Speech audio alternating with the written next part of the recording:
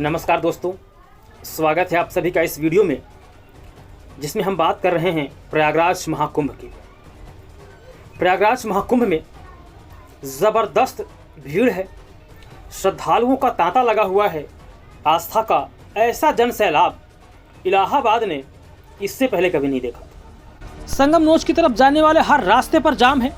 संगम क्षेत्र में लाखों की संख्या में श्रद्धालु पहुंच रहे हैं और ये चुनौती तो है ही कि इस भीड़ को कैसे मैनेज किया जाए।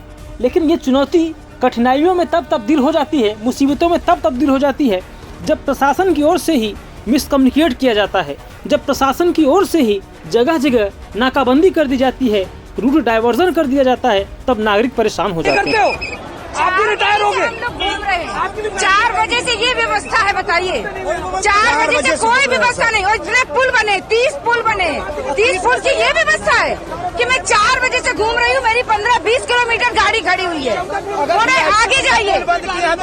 भाई VIP क्यों जा रहा है? क्या वो इंसान है? हम इंसान नहीं है क्या? पब्लिक को आने थे 20 किलोमीटर हुए हैं, निकल नहीं पा रहा है कुंभ में से। क्या ऊपर नेता को दिखाना है कि इतनी भीड़ हम कुंभ में आई है?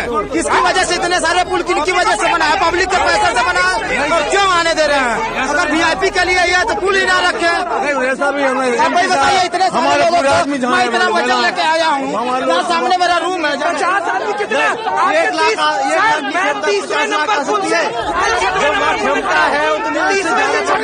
मेला क्षेत्र में हो या रहा है कि कब कहां कौन सा मार्ग पुलिस बंद कर दे रही है, ये ना तो नागरिकों को मालूम है, ना किसी पुलिस अफसर को मालूम है। बस रास्ता बंद है, रूट डाइवर्ट है, आप कहीं और से जाओ। और ऐसे करते करते नागरिकों को अनावश्यक बेवजह ही कई किलोमीटर और पैदल चलना पड़ जाता है। जो श्रद्धालु ऑलरेडी पहले से ही करीब 10 किलोमीटर 12 किलोमीटर चल के आ रहे हैं, उन्हें आप एक और मार्ग डाइवर्ट करके कुछ और लंबा रास्ता तय करने को कहेंगे तो लोग तो उतावले होंगे ही। और ये बात सत्य है। मैं खुद 22 जनवरी को मैं अरेल गया और अरेल से झूसी की तरफ गंगा पार करने के लिए जब हम लोग पहुंचे पुल नंबर 28 पर, तो रास्ता बंद कर दिया। बोले 29 नंबर पर जाओ। 29 नंबर पर गए तो बोले कि 30 नंबर पर जाओ। 30 नंबर पर गए तो बोले कि 27 नंबर पर जाओ। और ऐसे करते कराते वहाँ पे हजारों की भीड़ जमा हो गई। लोग एकदम उतावले हो गए।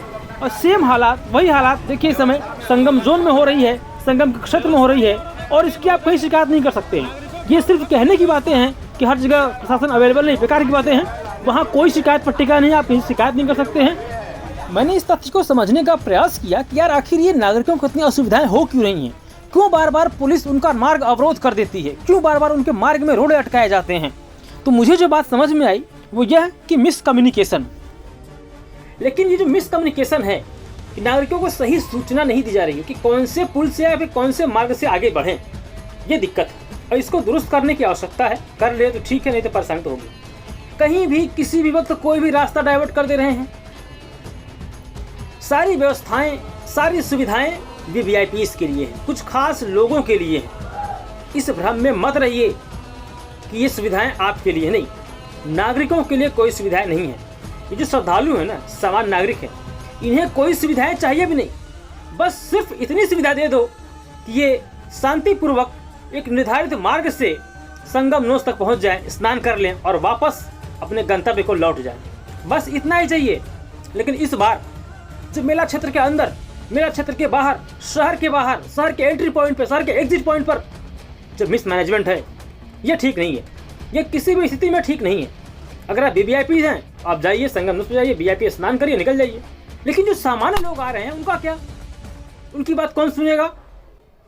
कब कहाँ कौन सा मार्ग डाइवर्ट कर दे रहे हैं, किसी को मालूम नहीं चल पा रहा है। अब ये सारा डाइवर्जन, सारा अवरोध जो प्रशासन के द्वारा नागरिकों के मार्ग में उत्पन्न किया जाता है, ये सब होता है VVIP के लिए। ये VVIP आए कहाँ से इतने भाई? VVIP कल्चर तो खत्म हुए जमाना हो गया, हमने तो यही सुना था। तो फिर ये कहाँ से पैदा हो गया VVIP? क्या जब महाकुंभ की प्लानिंग हो रही थी, क्या तब ये नहीं मालूम था कि VVIP भी आएंगे? अगर VVIP ही आपके लिए सेंटर पॉइंट हैं तो उन्हीं के लिए एक अलग से मार्ग बना लेते और उस मार्ग को हमेशा बंद रखते। लेकिन नहीं, जब VVIP आएंगे तो नागरिकों के रास्ते में बाधा उत्पन्न कर दो, नागरिकों के रास्ते में अवरोध डाल दो, नागरिक फंस जाए, नागरिक परेशान हो। यह ठीक नहीं है, एकदम कतई ठीक नहीं है। और ये शासन की मंशा के अनुरूप भी नहीं है। उत्तर प्रदेश शासन ने 7500 करोड़ रुपए खर्च किए हैं और ये पैसा इन्हीं नागरिकों का पैसा है जिनसे आप लोग ठीक से बात भी नहीं करना चाहते हैं, जिनको आप लोग परेशान कर रहे हैं, जिनको आप सही मार्ग नहीं बता रहे हैं कि किस मार्ग से जाएं। हर कुछ पॉइंट पर डाइवर्जन, ये उचित नहीं है। और जिन्हें भ्रम है, जिन्हें इस बात का भ्रम है कि सब कुछ चक चौबंद व्यवस्था है, मैं चैलेंज करता हूं, एक बार आम श्रद्धालु की तरह प्रयागराज पहुंचिए और स्नान करके दिखाइए, उन कठिनाइयों का सामना करके बताइए, तो आपको समझ में आएगा मेले में सामान्य श्रद्धालुओं के साथ कैसा दुर्व्यवहार किया जा रहा है। यार प्रॉब्लम है और ये प्रॉब्लम दूर की जा सकती हैं। आप वीवीआईपी को रास्ता दो, अच्छी बात है, लेकिन उनका लिए एक अलग से आप डेडिकेटेड कॉरिडोर बना दो, वहाँ कोई झांकने नहीं जाएगा। सामान्य नागरिकों को क्या पड़ी वहाँ झांकने के लिए, वहीं से आए वहीं से चले जाए वो लोग। लेकिन जब भी कुछ हो तो कुछ नहीं मिल रहा है, चलो कोई बात नहीं, श्रद्धालुओं का रास्ता बंद कर दो, उनको डाइवर्ट कर दो। अरे यार कितना चलाओगे पैदल, वो भी इंसान है, कितनी दूर से आ रहे हैं, क्या सोचेंगे प्रयागराज के बारे में,